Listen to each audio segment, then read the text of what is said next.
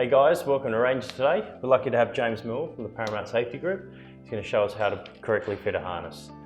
So James, what have we got to do? Thanks Ash. Okay, we've got a Link H301 here, which is just a general purpose harness with a bit of padding. Yep. Before I get you to fit this, before I get you to put this on, I just want to follow a couple of steps here that we would like all end users to do before they put this harness on.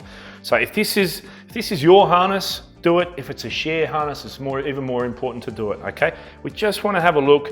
We want to make sure that there's no rust on any of our buckles. Make sure that they're straight in line, there's not bent, they don't look damaged, there's no cracks in them. We check all of those.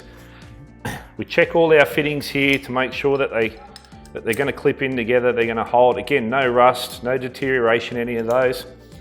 Let's run our fingers over the webbing, running our eye over the webbing here. And what we're looking for here is just any cuts, any nicks, any tears or any abrasion that may be there. Also check for any discoloration. You know, you can see we've got a nice bright orange harness here. If we end up with some sort of discoloration on there, could have been dropped or misplaced or dropped into some acid. Okay, which could cause some issues, may interfere with the strength of the harness as well.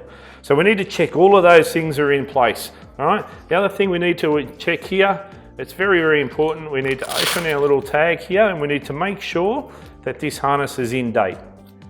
Okay, so this tells us here, our date of manufacture was September 2019 and its destroy before date is September 2029. So 10 years, yeah. 10 years, that tells us our harness is in date, we're good to go, we've got all the appropriate tags that we need to have in place there. We close them back up so they stay safely secure there, and we can start the process of putting the harness on.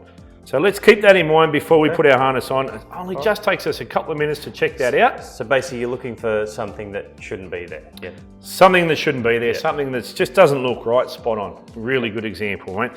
And if you have any doubts, don't use it. That's what I would say. Anything, if you're not sure of it, something you don't think looks right, something you think's probably not safe, put it aside, raise it with the safety manager, whatever the on-site policy is. And end of the day, you're wearing it, it's your life, so. Exactly right. Perfect. Okay, this one we can see, we've got a nice, it's held up there. If it's coming in and it's all bunched up, first thing we want to do is try to get the harness, grab it by what we call the rear D-ring or the rear dorsal. Sort of, if you hold that up, you can see it starts to fall into shape, okay? So what we're going to do is we put this on like a jacket. Yeah, perfect. We'll use Ash as our model here today. He puts that on as a jacket. And we've gone for the quick release buckles just to show of ease. Yeah, it's nice and easy to put on. First thing we want to do is get it over our shoulders, okay? We then do our leg straps. So, leg straps. So I'll just... Yep, so if I just get you to just... bend over? Yep, grab that leg strap up there. We pull the leg strap up through groin and our quick adjustment, quick release buckle goes in. Same on the other side. When we were doing this, what we're wanting to make sure is we have no twists in the webbing. We want the webbing to sit flat. It's designed to sit flat. It's strongest when it's sitting flat. And the other part of it is it's also with no twists in there. If we do happen to take a fall, we want the webbing sitting flat on our body. So that, and how tight? Because one of the issues we find is people wearing loose fitting harnesses. Yeah. Which is, what would that cause if it's not fitted right? If the harness is not fitted right, it causes all sorts of problems.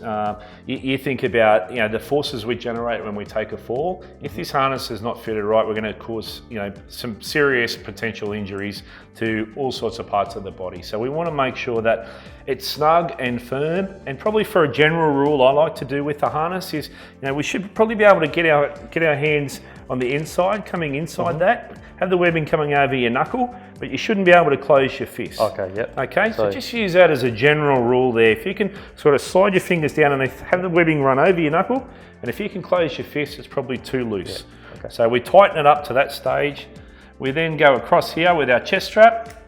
Okay, and the same sort of... Same sort of thing, just get it tight so it sits nice and comfortable. Yep. And then the adjustments on our shoulders. What we want to make sure we want to do here, if I can just turn Ash on his side, we want to make sure that this strap's sitting underneath there. So if Ash is attached at the front, just spinning back around this way, spinning back around on the frontal attachment, that's actually sitting underneath. And if he was to take a fall from the front, it's pulling up, the hardware's got no chance of hitting him in the face or causing any sorts of injuries.